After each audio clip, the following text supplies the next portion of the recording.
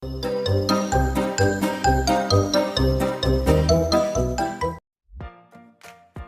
Akash, I saw your report card yesterday and it was not too good. But sir, I got 80% in the exam. Yeah, but you've gotten very less marks in maths and science. If you don't study carefully, I can't see you growing in future. I'll try to work on it, sir. Yes, you have to. If you study like this, you can't do anything in your life. You don't have any talent other than doing some foolish talking with your friends.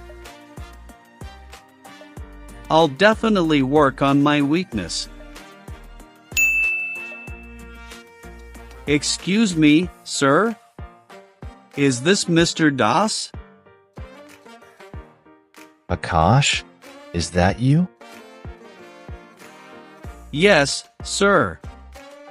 It's been a long time. How are you?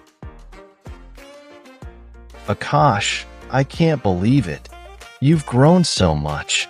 Tell me, what are you doing here? Well, sir, I'm actually on my way to report for duty at the National Police Academy. The National Police Academy? You mean you're going to be An IPS officer, sir. Reporting for training today. You must be surprised, sir. More than you know, Akash. Let's just say I wouldn't have predicted this. Is that a bad thing, sir? No, not at all. It's just unexpected. Congratulations, Akash. That's quite an achievement. Thank you, sir. It wasn't easy. May I sit, sir? Of course, please. You told me once, sir, that I wouldn't amount to much in life. That I didn't have the talent for anything. Akash, It's all right, sir. I used to believe you. I almost gave up on everything. But something inside me wouldn't let those words define me. I'm glad it didn't, Akash. I am truly sorry for what I said. It's okay, sir.